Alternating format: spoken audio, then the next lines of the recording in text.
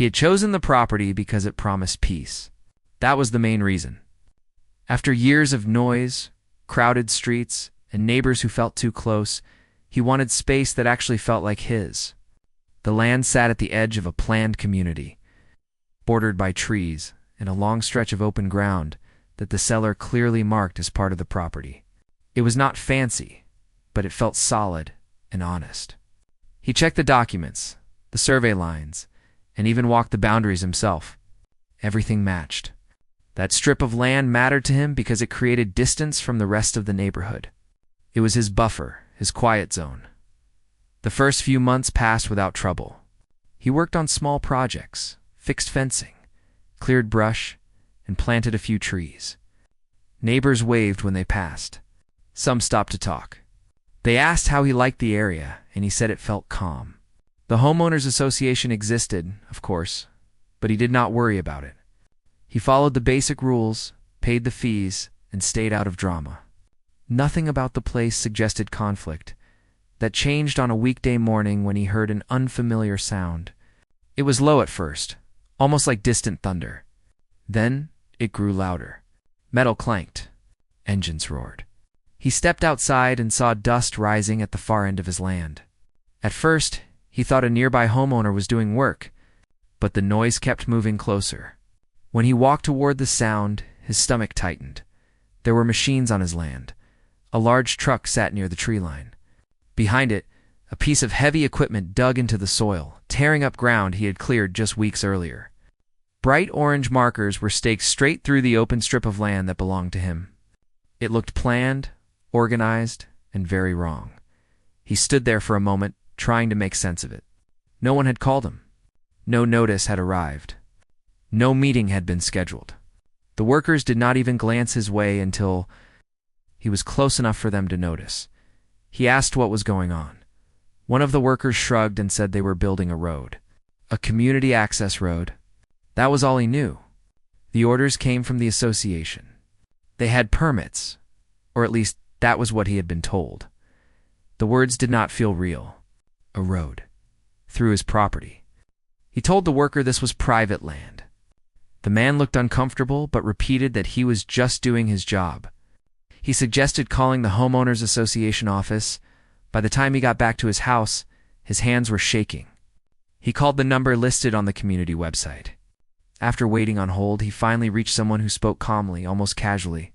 Yes, they confirmed, the association was installing a road to improve access for emergency vehicles and future development.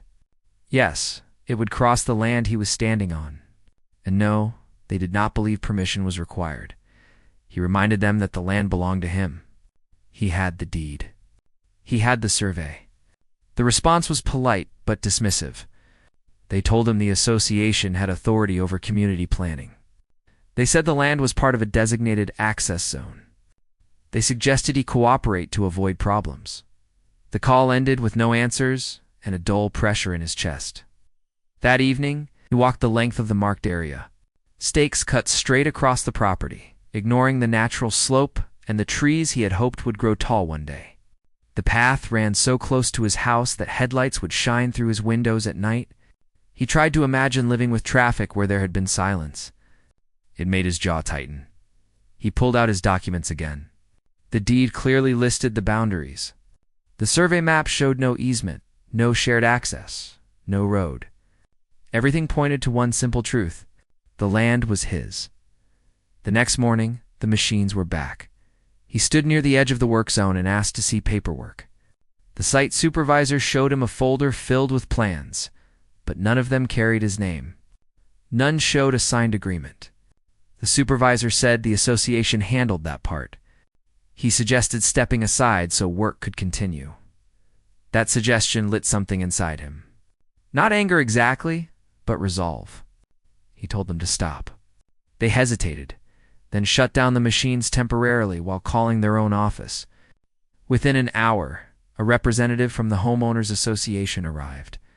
The representative spoke in confident phrases. Community benefit. Long-term planning. Necessary access. He listened, then calmly repeated that the land was private. He asked again for proof of ownership or permission. The representative smiled and said the association had always used that area. It was understood, they said. He pointed out that understood did not appear on legal documents. The smile faded slightly. The conversation ended with a warning. The association would review the issue, but construction might continue. Delays, they said, could result in fines or violations for interfering with approved work. That night, sleep did not come easily. He kept replaying the words in his mind. Approved work, fines, violations, the idea that someone else could decide to cut a road through his land without asking felt unreal. It felt like a test he never agreed to take. Over the next few days, letters arrived. Formal notices printed on heavy paper. They stated that the association was exercising its authority and that cooperation was expected. The tone was careful but firm. One letter suggested that resistance could result in legal action. He noticed something else too. Neighbors began acting differently. Some avoided eye contact. Others whispered when he passed. One person casually mentioned how nice the new road would be for everyone. He realized the association had already framed the story. To them, he was not a homeowner protecting his land. He was an obstacle. Still, he stayed calm. He reread every page of his documents. He compared them with county records. Late into the night, he sat at the table highlighting lines and making notes. The more he checked, the clearer it became. There was no mistake. The association did not own the land. They never had. What bothered him most was not the road itself. It was the assumption behind it. The idea that convenience for many justified taking from one without consent. That idea sat heavy in his thoughts. One afternoon, he walked the property with a measuring tape and camera. He took photos of the damage already done. Torn soil, broken roots, a fence post knocked loose. Each picture felt like proof of something larger. Not just damage to land, but to trust. He tried one more time to resolve things peacefully. He requested a meeting. When it happened, the association board listened, but did not budge. They repeated the same phrases. Community interest, precedent, authority, they suggested he was. Misunderstanding his rights. He left the meeting with a strange sense of clarity. The path ahead was not friendly, but it was clear. If he did nothing, the road would be built. His quiet space would disappear. And the message would be set that ownership meant little when challenged by organized pressure. Standing on his land that evening, watching the sun drop behind the trees, he made a quiet decision. He would not shout. He would not threaten, but he would not move aside either. If the association wanted to take what was not theirs, would have to explain it somewhere that facts mattered. This was not how he planned to spend his time. He wanted a home, not a fight. But as the machines returned the next morning and the ground shook beneath their weight, he understood something important. This was no longer just about a road. It was about standing firm when someone decided your rights were optional, and that was only the beginning. The next few days felt heavier than the ones before. Every morning he woke up wondering what new letter or message might be waiting. The machines kept coming back, sometimes stopping, sometimes moving a little farther. It felt like the work was testing him, seeing how far it could go before he broke. Another envelope arrived, thicker than the last. Inside was a formal notice printed in stiff language. It said he was interfering with approved community improvements. It warned that continued resistance could lead to fines. There was even a deadline written in bold letters. 72 hours to comply. He read it twice, then a third time. The words were meant to scare him. They talked about authority and rules, but they never once explained how the association had the right to his land. That missing piece stood out more than everything else. Later that day, a neighbor walked over while he was near the fence line. The neighbor spoke carefully, almost apologetically. He said people were talking. The association had told residents that the road was delayed because one homeowner refused to cooperate. The neighbor said it would help everyone if he just let it happen. He listened without interrupting. When the neighbor finished, he calmly explained that the land was private and that no one had asked permission. The neighbor nodded, but his eyes showed doubt. He had already been given a story. It was easier to believe that than question the association. That evening, he noticed cars slowing down near his property. People stared at the markers and machines. Some shook their heads. He could almost feel judgment hanging in the air. It was a strange feeling, being made into the problem without doing anything wrong. Instead of reacting, he focused on facts. He drove to the county office and requested official records. He waited in quiet rooms and filled out forms. When the papers came back, they confirmed what he already knew. No easement, no shared access, no recorded right for the association to build anything there. He organized everything into folders: deeds, surveys, photos, letters. He labeled each one carefully. The process gave him a sense of control that had been missing. The situation still felt unfair, but now it was also clear. The association did not slow down. A new letter arrived, this one sharper in tone. It accused him of violating community rules by blocking progress. It hinted at legal consequences. The language felt cold and distant, as if written to remind him that he was alone against something larger. At night, doubts crept in. He wondered how much time this would take, how much stress, how much money. He thought about simply giving up, letting the road go through, living with the noise and headlights. It would be easier in some ways, but each time that thought surfaced, another followed. If he gave in now, what would stop the next demand? Or the one after that? The land was more than dirt and trees. It represented the promise that ownership meant something. One morning, he woke up to the sound of engines again. This time, they were closer. A section of fencing had been moved aside. He felt his chest tighten. He walked out and told the workers to stop. They hesitated, clearly unsure. One of them said they had been told everything was approved. He asked them to call their supervisor. When the supervisor arrived, the conversation repeated itself. Orders, plans, authority. He showed the supervisor his documents. The supervisor admitted he had never seen them before. Still, he said the work would likely continue unless told otherwise by the association by the afternoon. Another association representative arrived. This one spoke faster, with less patience. He said the association had legal standing. He said delays were costly. He said fines were still on the table. That was when something shifted. Instead of arguing, he asked one simple question. Can you show me where you own this land? The representative avoided the question. He spoke about long-term use and community benefit again. The answer never came. The silence said more than words. That night, he sat at his kitchen table with his documents spread out. He called a property attorney recommended by a friend. The call lasted longer than he expected. He explained everything from the beginning. The attorney listened quietly, then asked to see the paperwork. The next day, they met. The attorney reviewed the documents carefully. After a long pause, the attorney looked up and said something that stayed with him. They don't have a right to be there. Hearing that from someone who dealt in facts and law changed everything. The problem was no longer confusing. It was wrong. The attorney explained options. C. Sand desist letters, injunctions, countersuits. None of it sounded fast or easy, but it sounded possible. For the first time in days, he felt steady. A formal letter was sent to the association demanding an immediate stop to all construction. It cited specific property records and warned of legal action if the work continued. The tone was firm and clear, without emotion. For 2 days, machines did not return.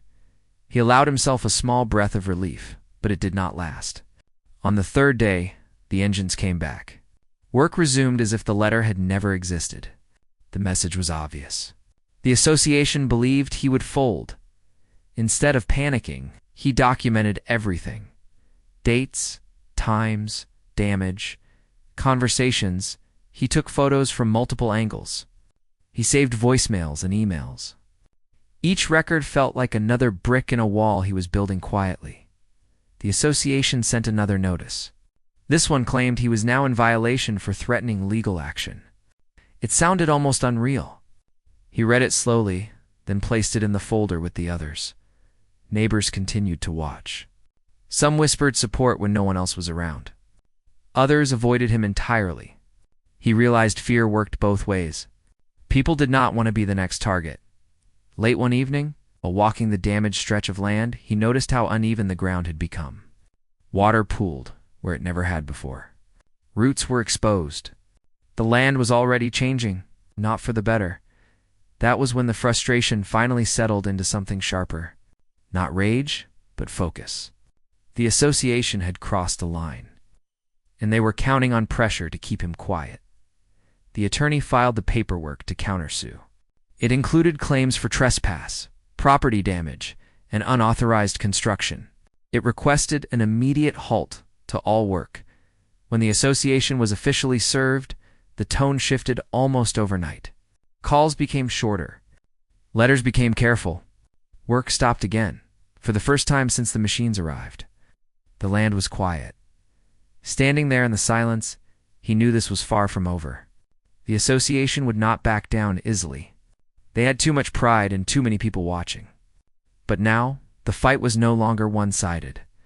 What began as confusion had turned into resolve. He had tried cooperation. He had tried patience. Now he was choosing protection. The road was still unfinished, cutting a raw line through his property. But something else had been built in its place. A clear boundary. Not just on the land, but in his mind. And as he locked his door that night, he understood that the real battle was just beginning. The silence after the machines stopped felt strange. It was the kind of quiet that did not bring peace, only waiting. He knew it would not last. The association had paused, not surrendered. Still, those few days without engines gave him time to think clearly. Letters began arriving again. The tone was different now. The words were careful, measured, almost polite. They asked for meetings instead of issuing threats. They spoke of misunderstandings instead of authority. It was obvious the countersuit had landed harder than expected. He did not rush to respond. On advice from the attorney, everything went through proper channels. No emotional replies. No hallway arguments. Just facts, records, and patience. A meeting was scheduled between both sides. It took place in a plain room with a long table and bright lights. On one side sat representatives of the association, dressed confidently, folders stacked neatly in front of them. On the other side sat him and his attorney. With fewer papers but more clarity, the association began by explaining the importance of the road.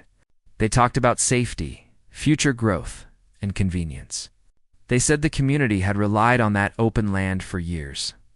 They said no one expected resistance. When it was his turn, he did not raise his voice. He simply explained how he bought the property, how the boundaries were clearly marked, and how no one had asked permission. His attorney then placed copies of deeds and surveys on the table. The room grew quiet. One of the association members asked why he did not complain sooner. He explained that the first time he learned about the road was when machines appeared on his land. That answer hung in the air longer than the rest. The meeting ended without agreement. But something had changed. The confidence on the other side looked thinner. They had expected him to be confused, emotional, or intimidated. Instead, he was prepared.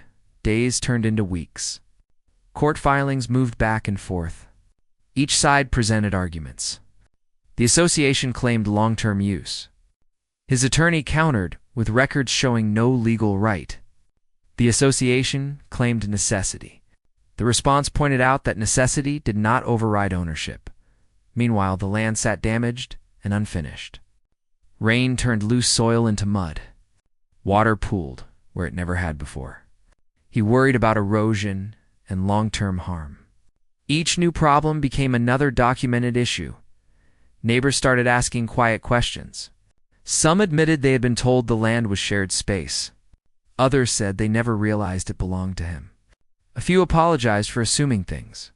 Those moments mattered more than they probably realized.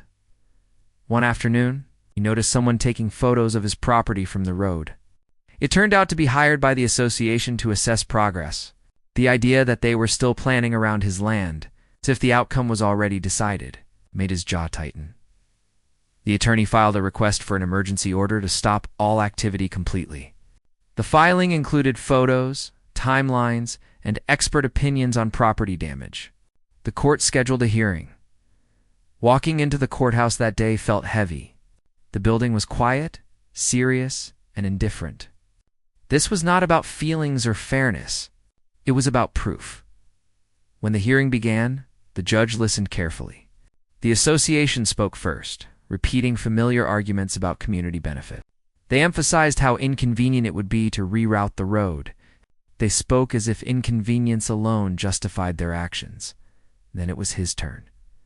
The attorney spoke calmly, walking through the documents step by step.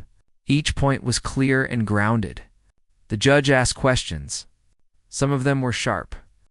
Why was no easement recorded? Why was construction started before permission was obtained? Why were warnings ignored? The association struggled to answer directly. The judge issued a temporary order, stopping all construction until the case was resolved. The sound of that decision felt louder than any machine. It was not a final win, but it was a turning point. Outside the courthouse, the association representatives avoided eye contact. For the first time, he felt like the ground beneath him was steady. Back home, the land remained scarred, but untouched. He spent time walking it, imagining what it could look like again. He thought about restoration, about how long healing would take. He also thought about the stress he had been carrying and how it had slowly changed him. The association did not go quiet after that. Instead, they changed tactics. Mediation was suggested. Compromises were floated. Offers were made to purchase part of the land. Each offer came with conditions that favored them. He listened, but he did not rush. Every offer still assumed that the road must exist. None addressed the damage already done. None included real accountability. What bothered him most was how easily they shifted tone. One week he was a problem. The next, he was a partner. The change did not feel sincere. It felt strategic. As the case moved forward, depositions were scheduled. Statements were taken under oath. This process revealed things that surprised even him. Internal emails showed that the association knew the land was privately owned before construction began. They assumed resistance would fade under pressure. Reading those words felt like a punch to the chest. Not because he was shocked, but because it confirmed what he had sensed all along. This was never a misunderstanding. It was a calculated risk taken at his expense. The attorney explained how important those documents were. They showed intent. They showed awareness. They showed disregard. That night, he sat alone, thinking about how different things could have been. One conversation, one request for permission, one honest discussion. Instead, it had turned into months of stress and uncertainty. The trial date was set in the weeks leading up to it. The association's tone softened even more. They offered to settle. This time, the offer included payment for damages and legal fees. They also suggested adjusting the road plan. He considered it carefully. The offer acknowledged harm, but it still left control in their hands. The road would exist, just shifted slightly. The land would never truly be his again. He declined. That decision was not easy. Friends asked why he did not just take the money and move on. He explained that it was not only about compensation, it was about precedent. If he accepted, the message would be that pressure worked. As the trial approached, he felt tired but steady. The fear that once kept him awake had faded. In its place was a quiet determination. He had done everything right. He had acted reasonably. The rest was out of his control. On the morning of the trial, he walked past the unfinished road and paused. The ground was still uneven, the path still raw. It looked like a mistake frozen in time. He thought about how this all began with a desire for peace. That desire had not disappeared. It had simply taken a different shape. Whatever happened next, he knew one thing for sure. He had refused to be pushed aside. He had chosen to stand where he belonged, and soon a decision would be made that would change everything. The pause after the court order felt unreal. For weeks, the land had been loud and unsettled. Now it was still. No engines. No shouting. No new tire marks. Just the sound of wind moving through broken branches and loose soil. The quiet should have felt like relief, but instead it carried tension. It's like a held breath. He knew the association was not finished. They were waiting, planning, adjusting their approach. People like that rarely stopped when challenged. They only changed tactics. The first sign came in the form of a friendly message. It thanked him for his patience and suggested working together toward a solution. The words were softer than before, almost warm. But the meaning underneath felt the same. They still wanted the road. They still believed time and pressure would wear him down. He did not respond right away. His attorney advised waiting, letting the process move forward. Every step now mattered. Every word could be used later. Life outside the case kept going, but it felt distant. Simple tasks took more energy than they should have. He found himself distracted, replaying conversations in his head. Even quiet moments carried weight. The land he once walked for peace now reminded him of unfinished business. Neighbors became more curious as the work remained stopped. Some came by openly this time.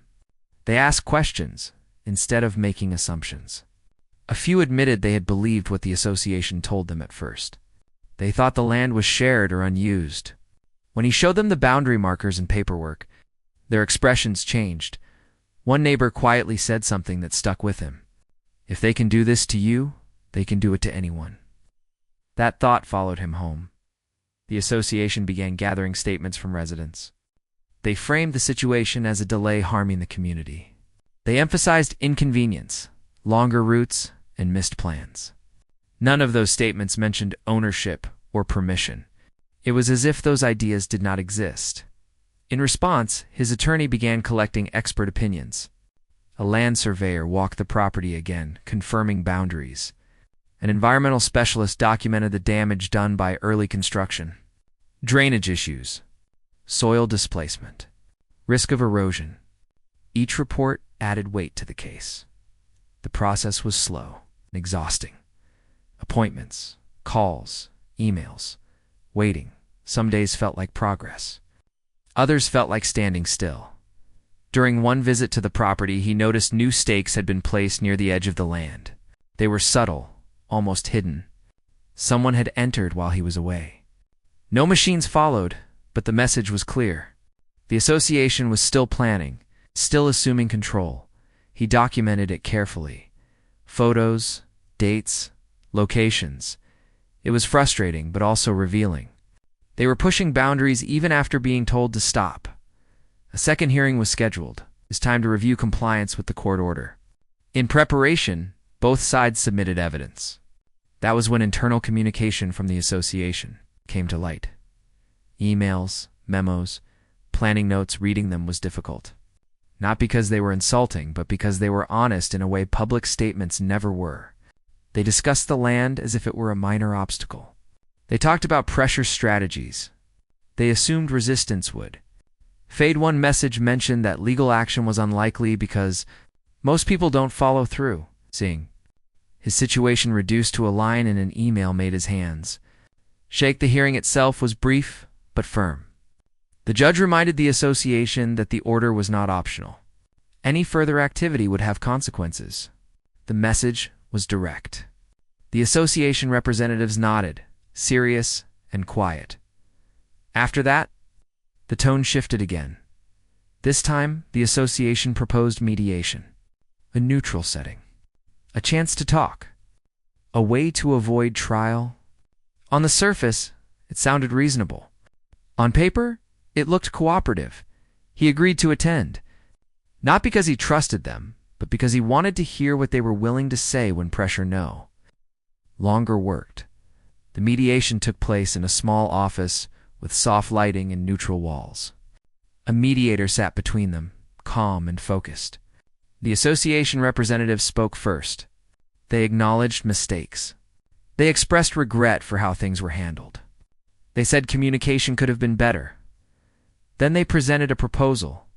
They offered to pay for damages and legal costs. They offered to slightly reroute the road. They even offered landscaping improvements as a goodwill gesture. What they did not offer was control. The road would still exist. The land would still be altered. The decision would still be theirs. He listened carefully, then explained his position. He spoke about ownership, about consent, about trust. He explained that compensation did not erase the way things began. He asked how he could believe future decisions would be different if this one was handled the same way. The room fell quiet. The mediator asked if either side was willing to adjust their position. The association asked for time. He said he was willing to continue the process, but not at the cost of his rights. The mediation ended without agreement as the trial date approached. The pressure returned in quieter forms. Subtle comments, side conversations, hints that settling would be easier for everyone. The word everyone always stood out to him. It never seemed to include him.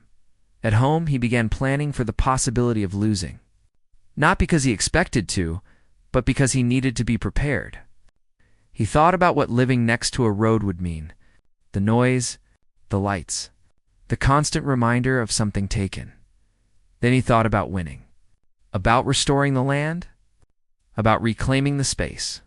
That image gave him strength. One evening, he walked the unfinished path again.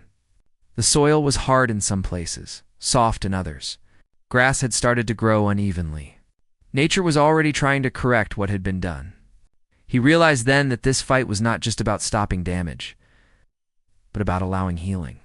The trial finally began on a clear morning. The courtroom was full, but quiet. Neighbors sat in the back. Association members filled the front rows.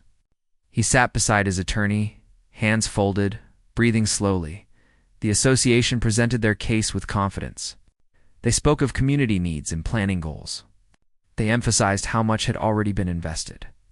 They suggested that reversing course would be costly and unfair. Then his side spoke. The attorney presented the timeline from the beginning. The purchase, the surveys, the lack of permission, the sudden construction, the ignored objections, the internal emails, the damage reports. Witnesses were called. The surveyor spoke plainly. The environmental specialist explained the risks. Even a contractor admitted they were told to proceed despite uncertainty. The judge listened closely, asking questions that cut through the noise. Each question felt like light shining on something the association wanted to keep in shadow. When it was over, the judge did not rule immediately. A decision would come later. Waiting for that decision was harder than anything before. Days stretched. Sleep came slowly. Every phone notification made his heart jump. But beneath the anxiety was something steady. He had told the truth. He had stood his ground. He had not been silent. Standing on his land one evening, he realized how much he had changed.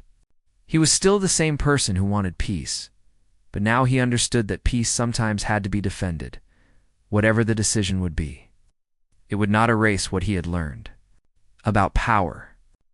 About pressure. About the quiet strength it takes to say no. The road remained unfinished, a reminder of a choice made without consent. But it was also a reminder of resistance, of a line drawn, and soon that line would be recognized, one way or another. The waiting stretched longer than he expected. Days passed, then weeks. Every morning began the same way, checking for updates, checking messages, listening for any sound outside that might mean the machines had returned. Each day ended with the same quiet question in his mind. Had the decision been made yet? Life did not pause just because a court case was pending. Bills still came. Work still demanded attention. But everything felt slightly off balance, like walking on uneven ground. Even small tasks felt heavier than before. Neighbors continued to watch the property closely. Some stopped by with cautious smiles. Others asked polite questions without taking sides. A few openly wished him luck. The tension that once surrounded him had softened. It had not disappeared. One afternoon, an official-looking envelope finally arrived. He stood at the kitchen counter for a long moment before opening it. His hands felt steady, but his chest was tight. He read the notice slowly, careful not to miss a single word. The court had issued a ruling, but not the final one. The judge ordered further review of damages and authority. The association was required to provide full documentation of their planning process and internal approvals. Independent assessments would be considered. Until then, construction remained stopped. It was not a final victory, but it was another clear signal. The court was not rushing.